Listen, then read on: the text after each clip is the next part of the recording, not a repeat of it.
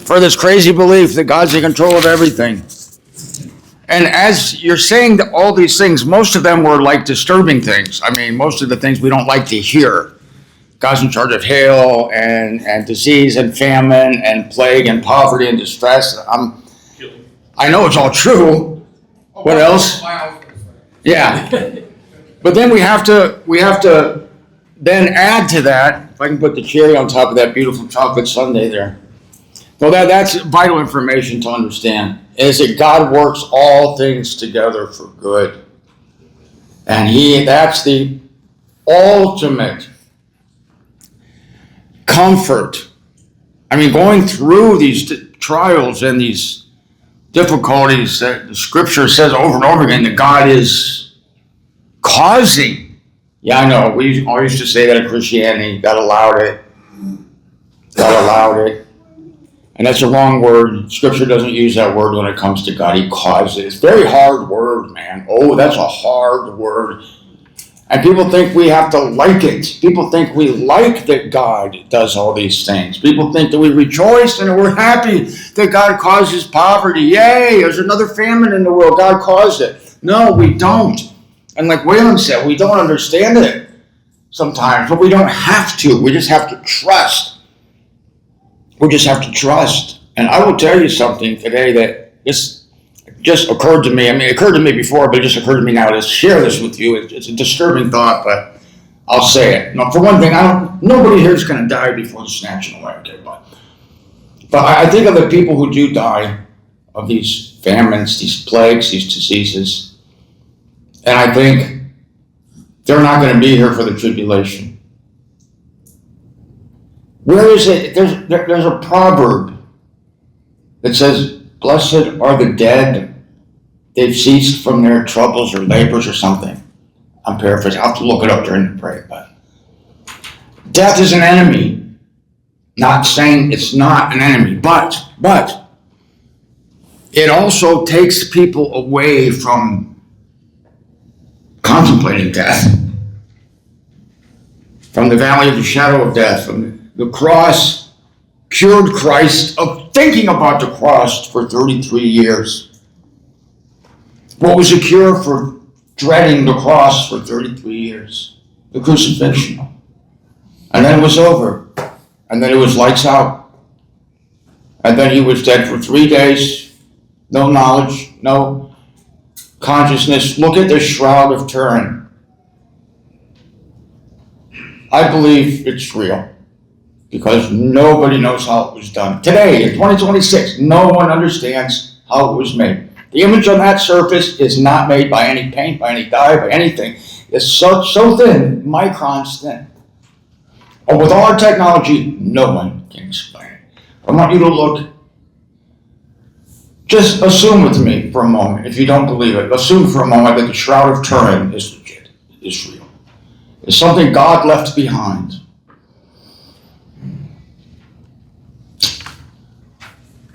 To convict the world at the Great White Throne.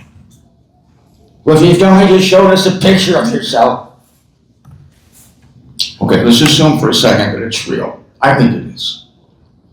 Look at the repose. Look at the eyes closed, the mouth relaxed, the whole face in an attitude of repose. And think of what he went through for the 24 hours before that. Death is a cessation of suffering, and no one dies. That's an order, by the way, but I'll say it in another way. No one dies without God being in that also, right, Waylon? Who has the keys of death and the unseen? Jesus Christ. We learn that in the book of Revelation. Many of you have had loved ones die, fathers, mothers. Both of my parents are dead. I had a terrible disease that people relate to death. I struggled with it for a year. Thought about death. Don't like it. I feel like I'm out from under the shadow of it, but I don't feel that completely, because even before I had this thing, I thought about it, because we're all mortal. And we come to a place where we don't fear it. And you look at the repose on the face of Christ and you realize, blessed are the dead. Scripture says that at some point, blessed are the dead. I'm not sure where it is right now. Revelation 13. Where is it? Revelation 13. Revelation 13. And where is that said? Where is it said? At the crisis of the tribulation that's coming upon this earth. Folks, the tribulation is worse than the flood of Noah. Jesus Christ said there's a time coming upon this earth that the earth has never witnessed before, that has never endured before. And he's including the world that was destroyed by the flood of Noah. What makes the coming trial upon this earth worse than the flood of Noah? The prolonged agony of it, the plagues that Wayland taught us from Scripture are all of God. But I'll go back to this and we'll take a break. All things work together for good. Every one of those things somehow will work together. And this is not just for us. It works together for everyone in the world. Dean Huff told me that the right translation, and this should be in the concordant version, where at Romans 8:28, is it? 8:35, where does it say all things work together for good? And this is that where is it? Romans 8 what?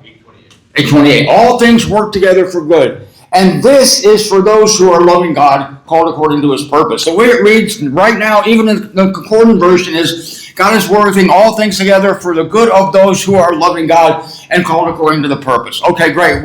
God's working all things together for us because we love God and we're called. But what about everybody else? Is not God working all things together for good for them as well? He is. And I heard the man himself, Dean Huff, tell me in his living room, he said, that is not a good translation. We should change it. And I listened to that man for 30 minutes, explain that the proper translation, I can't give you the mechanics of it now, but the proper translation of Romans 8:28 is God is working all things together for good, period. And that is this knowledge, this information, this is for those who are loving God and called according to his purpose. It is those who are called according to his purpose who understand that God is working all together for good for everyone. And man, that is a profound statement, and I hope they change that in the concordant version. Tony Nungesser, if you're watching, where's the new version with that verse in it? I heard it from the man himself. Let's do it. Well, I love being up here talking. I just love this. This is like a river of life for me. It's the only thing I want to do. This is fantastic. But alas, we're going to take another break. Do you need another break? Yeah, it's not fair to the next speaker. We're going to take another break, and then I'm going to have a warm, rousing, beautiful introduction from Mr. Mark Halkis. Take 5 minutes, just 5. Thank you.